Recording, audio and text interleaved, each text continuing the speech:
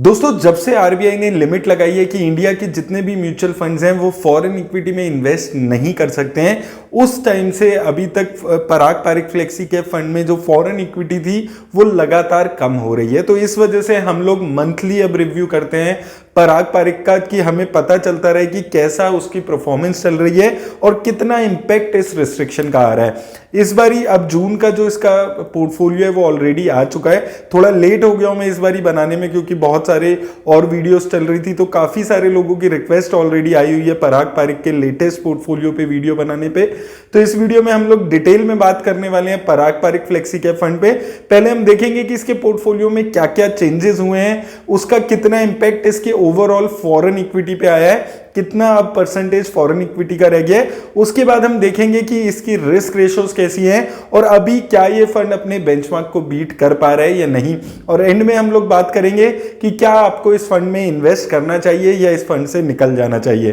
तो आइए दोस्तों देख लेते हैं ये वीडियो। दोस्तों वीडियो शुरू करने से पहले अगर अभी तक आपने अपना डीमैट अकाउंट नहीं खुलवाया तो लिंक डिस्क्रिप्शन में मिल जाएगा, आप जाकर खुलवा सकते हैं। अब दोस्तों मैंने यहां पर जून का जो इसका लेटेस्ट पोर्टफोलियो है उसको यहां पर प्लॉट कर लिया है। का पोर्टफोलियो हमारे पास ऑलरेडी अवेलेबल था, तो हम यहां पर मेजरली ये देखने वाले हैं कि नई कौन सी कंपनीज इसने ऐड की है या फिर इसने कोई पुरानी कंपनीज को सेल तो नहीं किया है, कोई इन्वेस्टमेंट में बहुत ज्यादा लंबा कोई चेंजेस तो इसने पोर्टफोलियो में नहीं किया है। तो अगर दोस्तों यहां पर आप देखेंगे तो सबसे पहले आपको एक चीज मैं यहां पर दिखा देता हूं, जो जो कंपनीज इसके पोर्टफोलियो में मई में थी वही कंपनीज इसके पोर्टफोलियो में जून में भी है, यानी कि कंपनी वाइज इसने कोई नई कंपनी खरीदी नहीं है, ना ही इसने कोई कंपनी को बेचा है। तो वो चीज यहां पर आपको समझ कर चलनी है। इसने स्टॉक्स को ऐड किया है, जो एग्जिस्टिंग इसके पास होल्डिंग्स थी उसी में उसने नए एडिशंस किए हैं। किस किस को एडिशन किया है, जो मैंने यहां पर ग्रीन हाईलाइट किए हैं इन सभी कंपनीज में इसने एडिशन किया है।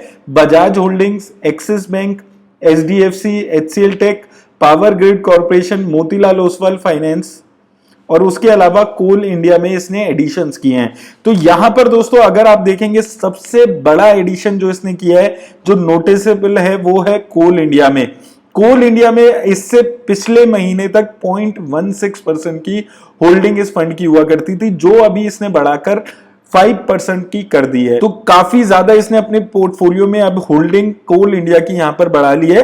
कोल इंडिया आपको पता ही होगा एक गवर्नमेंट कंपनी है, तो गवर्नमेंट कंपनी अब पहले इसके पास पावर ग्रिड भी हुआ करती थी और अब इसने यहां पर कोल इंडिया को भी अपने पोर्टफोलियो में लेटेस्ट इसको ऐड कर लिया है। तो काफी अब इसके पोर्टफोलियो में धीरे धीरे गवर्नमेंट कंपनीज को ऐड कर रहा है। मेजरली अगर आप देखेंगे तो डिविडेंड यील्ड वाली कंपनीज इसके पोर्टफोलियो में अब धीरे धीरे ज्यादा ऐड हो रही है, क्योंकि आप देखेंगे आईटीसी में भी अच्छा डिविडेंड मिलता है, पावर ग्रिड में भी एक अच्छा डिविडेंड मिलता है। उसके अलावा अब कोल इंडिया देखेंगे तो यहां पर भी 7% के आसपास का डिविडेंड है। तो ये जितनी भी कंपनीज है उनमें आपको डिविडेंड अच्छा देखने को मिलता है। इनमें से 3-4 कंपनीज तो एटलीस्ट ऐसी इसके पोर्टफोलियो में है जहां पर अच्छा खासा डिविडेंड दिखता है। तो हो सकता है ये फंड अभी डिविडेंड के लिए ऐसी कंपनीज को पोर्टफोलियो में ऐड कर रहा है। तो कोल इंडिया को इसने अपने पोर्टफोलियो में ऐड किया है। प्राइस टू अर्निंग रेशो काफी कम है, एक अच्छी वैल्यू ओरिएंटेड कंपनी कोल इंडिया को माना जाता है। हालांकि अगर आप मेरे से पर्सनली पूछेंगे तो मैं अवॉइड करता हूं बहुत ज्यादा सरकारी कंपनीज में इन्वेस्ट करने का, लेकिन ये फंड का अभी जो स्ट्रेटेजी है वो थोड़ा पीएसयू की तरफ यहां पर जाते हुए दिख रही है, क्योंकि इसने एक मेजर एलोकेशन कोल इंडिया को भी अभी यहां पर दिया है। तो मेजर एडिशन इसका कोल इंडिया में यहां पर दिखता है। उसके अलावा जितनी भी आप यहां पर कंपनीज देखेंगे, पावर ग्रिड, एचसीएल, एचडीएफसी, यहां पर ये लगातार धीरे धीरे करके एडिशंस कर रहा है। पिछले महीने भी मैं एक बार आपको दिखा देता हूं, अगर आप देखेंगे पिछले महीने भी इसने इन्हीं कंपनीज में एडिशन किया था। तो अगर आप देखेंगे power grid, HCL tech, HDFC, axis bank, इन सभी कंपनीज में इसने पिछली बार भी एडिशन किया था, यानी कि अप्रैल से मई में जब हमने वेरीफाई किया था तो भी इसने एडिशन किया था। तो एक लिस्ट इन 4-5 कंपनी में अब ये धीरे धीरे अपनी जो होल्डिंग्स है उसको बढ़ा रहा है। कोई नई कंपनी को इसने इस बार पोर्टफोलियो में ऐड नहीं किया है। तो बहुत ही कम चेंजेस ये फंड करता है, जो कि सबसे अच्छी बात लगती है। एक फिक्स इन्वेस्टमेंट स्ट्रेटेजी फॉलो कर रहे हैं, वैल्यू ओरिएंटेड कंपनीज को अपने पोर्टफोलियो में ये जगह देता है। मेजरली आप देखेंगे जितनी भी कंपनीज इसके पोर्टफोलियो में यहां पर दिखेगी वो वैसी ही कंपनीज यहां पर दिखेंगी। अब बात आती है फॉरेन इक्विटी की। तो देखिए फॉरेन इक्विटी में कोई चेंजेस यहां पर नहीं किए हैं इसने। अगर आप यहां पर देखेंगे एलोकेशन लेकिन इसकी कम हो गई है। अल्फाबेट इंक में इसका एलोकेशन है, यानी कि गूगल, उसके अलावा Microsoft, Amazon, Meta platform, Suzuki Motors में इसका यहाँ पर एलोकेशन है। अब सिंस आरबीआई ने नई खरीदारी बंद की हुई है फॉरेन इक्विटी में, तो इसकी जो ओवरऑल एलोकेशन है वो धीरे धीरे फॉरेन सिक्योरिटीज में यहाँ पर कम होती दिख रही है। तो यहां पर आप देखेंगे 22.66% एलोकेशन इसकी रह गई है अगर आप फॉरेन इक्विटी की बात करेंगे। आज से 6 महीने पहले अगर आपकी मैं यहां पर दिखाता हूं, तो अगर आप फरवरी का इसका पोर्टफोलियो देखेंगे, ये फरवरी के पोर्टफोलियो में यहां पर दिखा रहा हूं, यहां पर 29% के आसपास एलोकेशन उस जमाने में इसका हुआ करता था। फरवरी में अगर आप बात करते हैं तो पिछले 6 महीने में, 5-6 महीने में लगभग 6% एलोकेशन इसका फॉरेन इक्विटी में कम हो गया है। अच्छी बात क्या है, अगर आपको लास्ट वीडियो याद है, मैंने आपको बताया था कि इसने डेट और मनी मार्केट इंस्ट्रूमेंट में 10% के आसपास पैसा रखा हुआ है, जो कि एक हाई पैसा है इसकी हिस्ट्री के हिसाब से।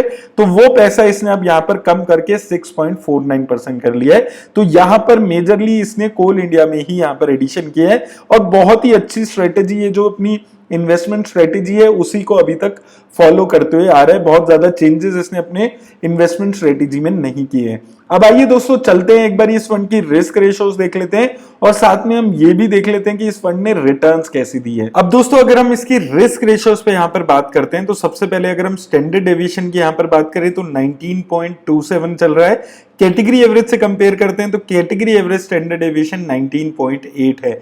तो स्टैंडर्ड डेविएशन किसी भी फंड का ये बताता है कि एक फंड कितना ज्यादा वॉलेटाइल है रिटर्न्स देने के मामले में।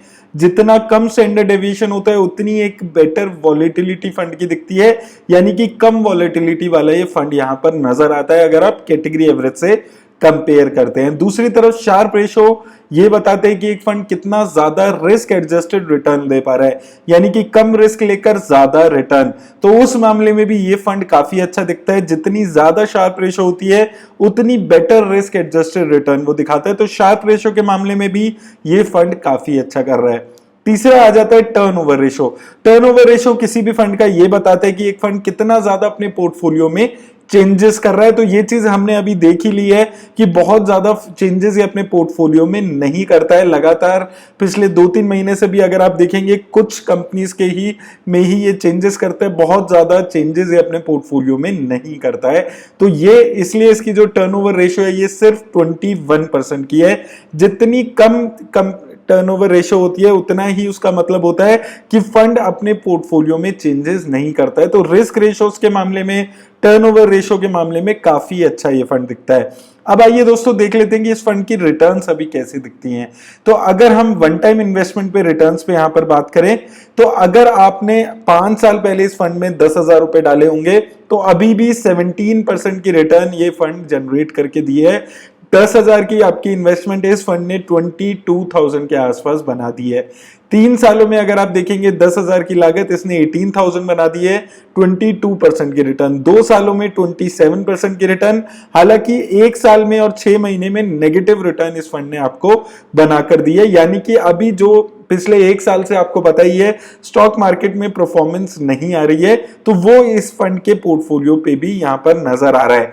सिंस इंसेप्शन यानी कि मई 2013 में अगर आपने इस फंड में 10,000 रुपए लगाए होते तो वो पैसा इस फंड ने आपका 47,000 के आसपास बना दिया है। तो लॉन्ग टर्म में काफी अच्छी रिटर्न है। 2, 3, 5 साल में भी काफी अच्छी रिटर्न्स ये फंड की दिखती है। हालांकि शॉर्ट टर्म में अगर आप देखेंगे तो अभी अच्छी रिटर्न्स ये फंड जनरेट नहीं कर रहा है। एसआईपी इन्वेस्टमेंट पे दोस्तों इसकी बात कर लेते हैं, तो एसआईपी में भी आपको यही देखने को मिलेगा कि अगर आप 1 साल से इस फंड में इन्वेस्टमेंट कर रहे हैं तो आपको नेगेटिव इन्वेस्टमेंट पे रिटर्न्स मिल रही हैं। 2, 3 और 5 सालों में अच्छी रिटर्न्स यहां पर है। अगर आप 1,000 रुपीज पर मंथ की एसआईपी कर रहे होते तो 5 सालों में 60,000 की लागत इस फंड ने आपकी 96,000 के आसपास बना दी है। 3 सालों में 36,000 की लागत 48,000 बना दी है। 2 साल में 24,000 आपकी इसने 27,000 के आसपास बना दी है। हालांकि 1 साल से अगर आप एसआईपी कर रहे होंगे तो शायद आप थोड़ा इस फंड से निराश यहां पर होंगे, क्योंकि 12,000 की लागत इस फंड ने आपकी 11,200 के आसपास बनाई है। लेकिन एक चीज आप समझकर चलिए कि पिछले 1 साल में आपने मोस्टली जितने भी फंड्स में एसआईपी की होगी वहां पर आपको नेगेटिव रिटर्न्स ही देखने को मिली होगी। अब दोस्तों किसी भी फंड को अगर आपको सही मायने में जज करना है कि वो कैसी रिटर्न दे रहा है, तो ये देखना बहुत ज्यादा जरूरी हो जाता है कि क्या वो फंड अपने बेंचमार्क इंडेक्स को बीट कर पा रहा है या नहीं कर पा रहा है। बेंचमार्क इंडेक्स से रिटर्न्स पे यहां पर कंपैरिजन करते हैं तो यहां पर भी आपको यही चीज देखने को मिलेगी। 2, 3 और 5 सालों में ये अपने बेंचमार्क जैसी रिटर्न या फिर अपने बेंचमार्क से बेटर रिटर्न यहां पर देता हुआ दिख रहा है। 2 साल में इस फंड ने 27% की रिटर्न दी है और इसके बेंचमार्क इंडेक्स ने भी 27% की ही रिटर्न्स दी है। 3 साल में इस फंड ने 22% की रिटर्न दी है, इसके बेंचमार्क ने सिर्फ 15% की। 5 साल में इसने 17% की रिटर्न दी है और इसके बेंचमार्क इंडेक्स ने 11% की रिटर्न्स दी है। वहीं दोस्तों अगर आप 1 साल और 6 महीने में देखेंगे तो ये अपने बेंचमार्क से स्लाइटली थोड़ा सा अभी खराब करता हुआ दिख रहा है। पिछली महीने जब हमने देखा था तो ये 1 साल में अपने बेंचमार्क से अच्छा परफॉर्म कर रहा था और 6 महीने में अपने बेंचमार्क से स्लाइटली नीचे परफॉर्म कर रहा था। तो दोस्तों देखिए 1 साल के पीरियड से आप किसी भी फंड को यहां पर जज करना थोड़ा मुश्किल है, क्योंकि यहां पर पॉजिटिव बात क्या है कि बेंचमार्क से नीचे रिटर्न्स तो हैं लेकिन बहुत ज्यादा गैप नहीं है। इस फंड ने -0.53 के आसपास की रिटर्न दी है, वहीं इसके बेंचमार्क इंडेक्स ने 1.7% के आसपास की। तो ओवरऑल अगर आप देखेंगे तो 1.25% का डिफरेंस बेंचमार्क इंडेक्स की रिटर्न से 1 साल में दिखता है और 6 महीने में भी अगर आप देखेंगे तो लगभग 1.5-2% का ही डिफरेंस यहां पर आया है। तो मैं यहां पर दोस्तों आपको यही बोलूंगा कि अगर आप इस फंड में इन्वेस्ट कर रहे हैं तो कोई अभी भी इस फंड में खराबी नहीं आई है। ये अपने जो पोर्टफोलियो है उसको बहुत अच्छी तरह से मैनेज कर रहा है। अपनी जो इन्वेस्टमेंट स्टाइल है अभी तक इसने चेंज नहीं किया है। मैं मंथ ऑन मंथ वीडियो इसीलिए इस फंड पे स्पेशली बना रहा हूं ताकि अगर कोई इसकी इन्वेस्टमेंट स्टाइल पे चेंज आए तो हम लोग उस चीज को डिस्कस कर सकें, या फिर अगर इसकी जो परफॉर्मेंस है वो ड्रास्टिकली गिर जाएगी तो भी हम यहां पर उस चीज को आइडेंटिफाई कर पाएंगे। तो अभी तक भी इस फंड में कोई ऐसी खराबी नहीं दिख रही है। एक कंसिस्टेंटली ये अभी भी अपनी इन्वेस्टमेंट को फॉलो कर रहा है जो इसकी स्ट्रेटेजी है। हालांकि अब इसका जो फॉरेन इक्विटी का एक्सपोजर है वो धीरे धीरे 28-29% से गिर के 22% के आसपास आ गया है, लेकिन कोशिश ये फंड वही कर रहा है कि इन्वेस्टमेंट स्ट्रेटेजी अपनी बहुत ज्यादा चेंज नहीं करके चल रहा है। तो अगर आपको इस फंड की इन्वेस्टमेंट स्ट्रेटेजी पहले पसंद थी तो अभी भी आप इसमें इन्वेस्ट करके रह सकते हैं। और नई इन्वेस्टमेंट करने के बारे में अगर आप सोचते हैं तो अगर आप एक वैल्यू ओरिएंटेड फंड में इन्वेस्ट करने के बारे में सोचते हैं लॉन्ग टर्म के लिए, तो ये एक अभी भी अच्छा ऑप्शन फंड दिखता है। उम्मीद करता हूं दोस्तों इस वीडियो से आपकी हेल्प हुई होगी। वीडियो से हेल्प हुई हो तो वीडियो को लाइक और शेयर जरूर कर दे। धन्यवाद।